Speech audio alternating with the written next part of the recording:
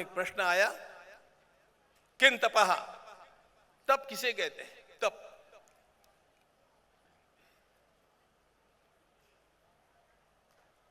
तप की अनेक व्याख्या है। महाभारतकार की व्याख्या बड़ी अद्भुत है। तपस्वधर्मवर्तित्वम, तपस्वधर्मवर्तित्वम, अपना कर्तव्य करते समय आने वाले सारे द्वंद्वों को शांति के साथ सहना, अपने कर्तव्य का त्याग नहीं करना, यही तप है। मेरा काम किया। तपो द्वंद्व सहनम, यह भगवान पतंजलि की व्याख्या है। द्वंद्व सहनम किमर्थम, प्रश्न यह है। स्वधर्मार्थम द्वंद्व सहनम, अपने कर्तव्य को पूर्ण करने के लिए द्वंद्व को सहन करना। श्रुति स्मृति पुराण आज्ञा, कभी भी आप अपनी परंपरा के मार्ग पर चलना, ब्राह्मणों का अपमान नहीं करना। कोई भी योगी, तपी, सन्यासी, महात्मा आपको दिखता है, उसको प्रणाम करके उनके आशीर्वाद अवश्य लेते रहना। एक एक किले की रक्षा करना, किले है तो राज्य का संरक्षण है। एक ध्यान रखना, कभी भी घुड़सवारी में कच्चे मत बनना। कितनी सुंदर बात कहते हैं वे, उलूक वाहना पद्मा, लक्ष्मी उल्लू पर बैठ करके चलती हैं। शारदा हंस वाहना, सरस्वती हंस के ऊपर विराजमान होती है।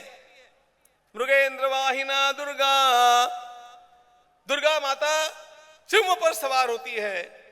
जय श्री हयवाहना, और विजय श्री अश्वों पर बैठ करके चलती है। इसलिए अश्वों का पालन, अश्वों को चलाने का कौशल्य। अच्छा, नौदल की उपेक्षा मत करना। जिसके पास नौदल है, नाविकों की फौज जिसके पास है, वही सागर पर राज करता है। कभी भी किसानों की उपेक्षा मत करना। जहां का किसान संकट में है, वहां की प्रजा संकट में आ जाती है। फिर वे कहते हैं,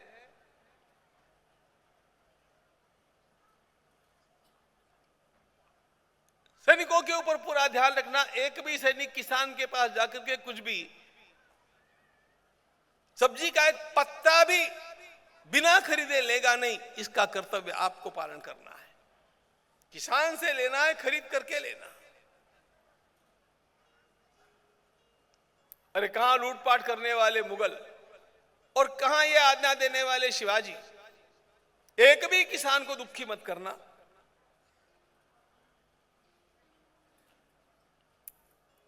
भौंडे गीत गाने वाले, नाचने वाले, नृत्य करने वाली नर्तिकाएं और ये केवल मनोरंजन की मालिका चलाने वाले लोग, ये पुरुषार्थ के नाशक होने के कारण इनको कभी भी बढ़ावा मत देना। ये छत्रपति है।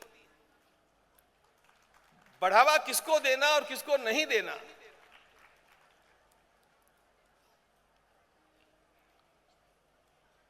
वर्धयन्ते भोगवृत्तिम, विलासिता को बढ़ावा देने वाले ये सारे के सारे व्यवसाय राज्य का नाश करते हैं, राज्य के पुरुषार्थ का नाश करते हैं।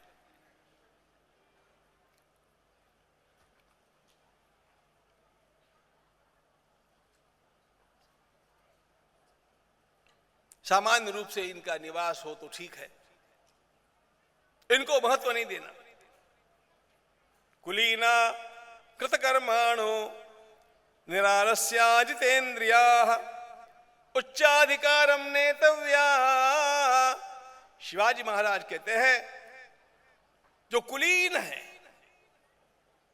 जिसका स्वयं का व्यक्तिगत जीवन स्वच्छ है, जो आलस में पड़े नहीं रहते हैं, कुछ कुछ कर्म करते रहते हैं, ऐसे लोगों को ऊंचा ऊंचा अधिकार देते जाना, ऐसे लोगों की उन्नति करना।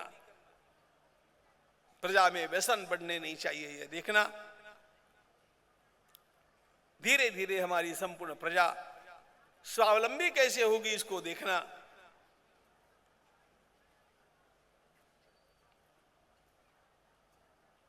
अंतिम बात बतलाता हूं मित्रों, हमारा राज्य बहुत छोटा है, हमने तो आरंभ किया है, अभी हमें बहुत आगे बढ़ना है। यह इतना सा भी जो हमने प्राप्त किया है बड़े कष्ट से किया है, आपस में लड़कर के इसका नाश मत करना।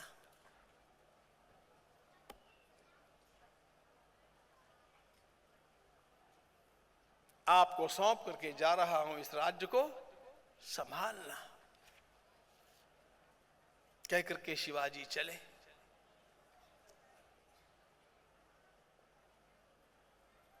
धीर गंभीर है शिवाजी। औरंगजेब का निवास इस समय आगरा में है। शिवाजी महाराज आगरा में आकर के वहां का वैभव देखते हैं।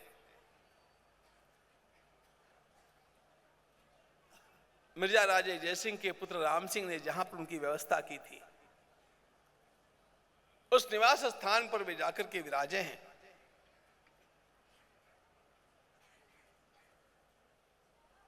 और वह दिन आया, आज औरंगजेब की सभा में सिंहासनाग्रतो दृष्ट्वा शिवाजिम सिंह विक्रमम शास्ता खानादय सर्वे वृषम हृदि चकंपिरे। देश काल का भान रखने वाले शिवाजी ने दरबार में प्रवेश किया। रोज प्रातःकाल पूजा किए बिना तो वे रहते नहीं थे, ईश्वर का स्मरण निरंतर करते थे। उनकी स्वयं की यह श्रद्धा थी कि ईश्वर ही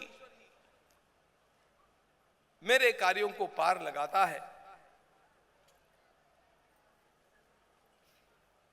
अपने साथ जो उपहार लाए थे वे उपहार उन्होंने औरंगजेब के सामने अर्पण किए, नजर किए।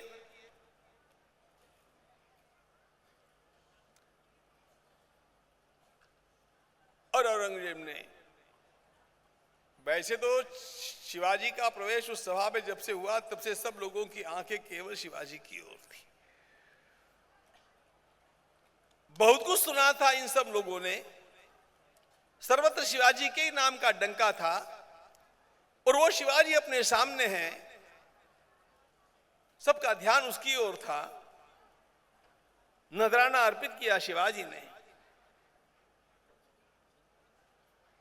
शेर का बच्चा शेर कैसा होता है देखो।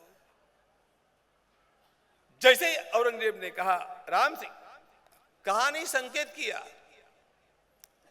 5000 की सेना वाले सामान्य सरदार जहां पर खड़े होते हैं, उनकी पंक्ति में शिवाजी को खड़ा होने के लिए कहा। बस इतना ही मिलना हुआ और शिवाजी ने तुरंत पीछे मुड़ करके देखा, राम सिंह मुझे वहां ले जाकर के खड़ा करेंगे।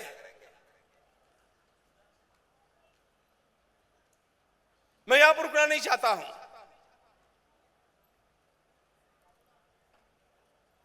पूरी की पूरी सभा सख्ते में आ गई।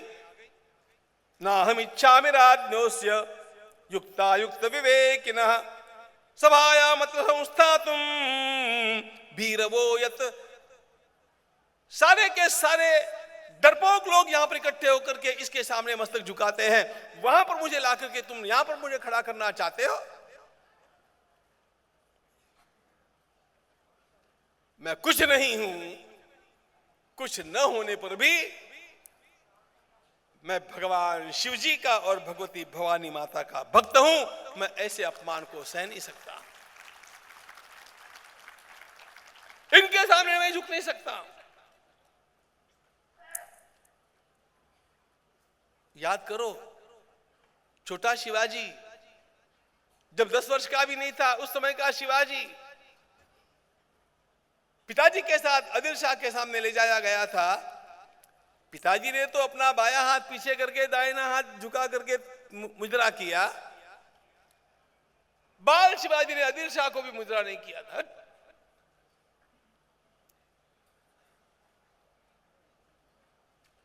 वही रखता है। पीछे मुड़ करके शिवाजी चल दिए, सारी की सारी सभा सख्ते में आ गई। ये क्या हुआ? बादशाह के सामने कोई ऐसे बोल सकता है? बादशाह को पीठ दिखा करके कोई जा सकता है? और ये भाषा, जहां पर कोई ऊंचा स्वर निकाल नहीं सकता है, वहां पर यह भाषा।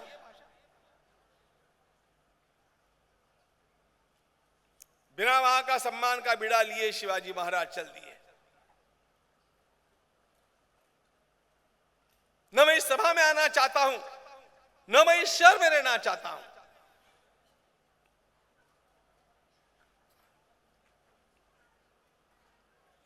मैं यहां पर अपमान सहने के लिए नहीं आया। शिवाजी के जाने के पश्चात सारे के सारे वहां के सभासदों ने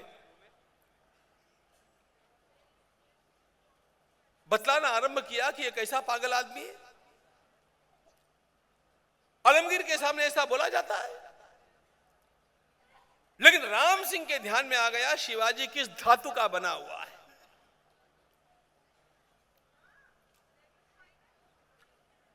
राम सिंह ने शिवाजी महाराज को बाहर ले जाकर के कहा, अपन घर पर चलते हैं। शिवाजी ने कहा चलो। राम सिंह ने कहा, गलती मेरी हो गई, मुझे आगे बढ़कर के पहले पूछ लेना चाहिए था कि आपकी व्यवस्था कहां पर करने वाले हैं। वो रह गया।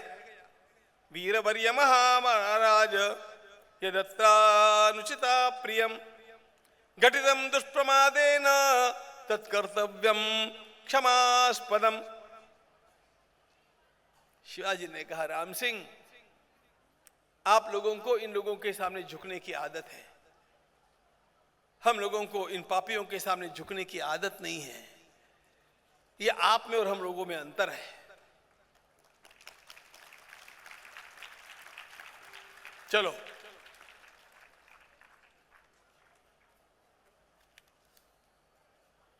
शिवाजी महाराज चले।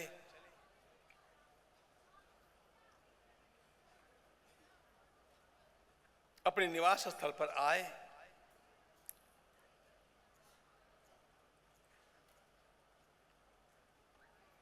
तत्काल तो कुछ नहीं लगा, लेकिन 1-2 दिन में ही पता चल गया कि वे बंदी बना लिए गए। निवास स्थल में उनका निवास है, लेकिन वहां से बाहर नहीं निकल सकते, न कोई उन्हें मिलने के लिए आ सकता है।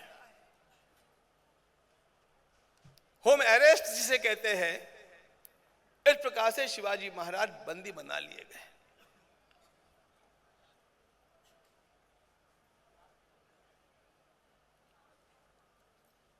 उनके ऊपर पहरा बैठा दिया गया,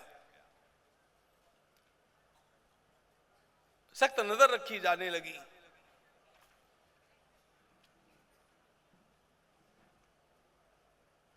मिलना जुलना बंद कर दिया गया। उनको बाहर निकलने की इजाजत नहीं है। साफ साफ बात थी कि वे अब नजर कैद में थे। औरंगजेब ने बंदी बना लिया है शिवाजी को।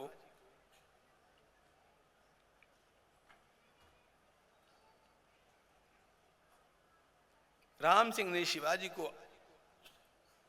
अत्यंत विश्वास के साथ कहा, मेरे प्राण चले जाएंगे लेकिन मैं आपके साथ दगा नहीं होने दूंगा। मेरे पिताजी ने आपको वचन दिया है, हम राजपूत हैं, हम मरेंगे, हम कट जाएंगे, लेकिन हम वचन भंग नहीं करेंगे। राजन विजानासि नरासुरोयम दिल्ली पतिर्दुष्कर पाप कर्म स्वार्थ लाभ प्रतिकूल भूतान साम्राज्य लाभाय जघान बंधु। शिवाजी ने कहा, राम सिंह, आपके पिताजी के कहने के कारण मैं यहां पर आया। मुझे इस पापी से कोई आशाएं है नहीं, जो बाप को बंदी बना करके सड़ा करके मारता है और जो सिंहासन के लिए अपने भाई की हत्या कर देता है, उससे मैं आशा रखूं तो मैं पागल कहलाऊंगा रे। लेकिन आपके पिताजी ने मुझे विश्वास दिलाया। राम सिंह ने कहा, मैं पिताजी के विश्वास को सत्य करके रहूंगा। ये सारी बातें तो है, लेकिन फंस तो गए।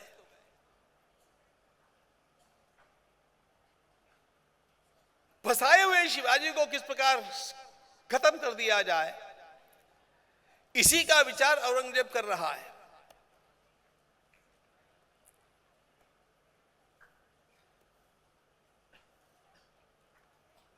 शिवाजी ने औरंगजेब को पत्र लिखा, मैं आपके दर्शन के लिए आया।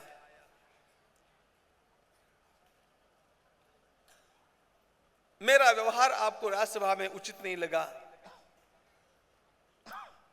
मैं आपसे क्षमा याचना करता हूं।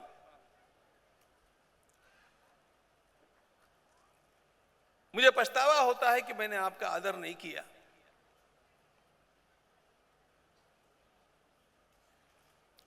अब मैं चाहता हूं कि दक्षिण में जाकर के मैं आपकी सेवा में लग जाऊं।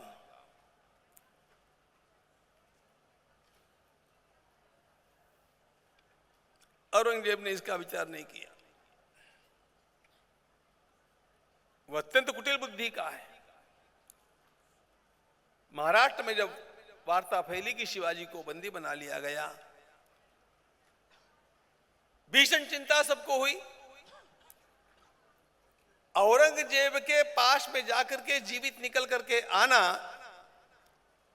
यह असंभव जैसी बात है। कराल काल के जबड़े में जाकर के वापिस आने जैसा है। पता नहीं अब शिवाजी का क्या होगा।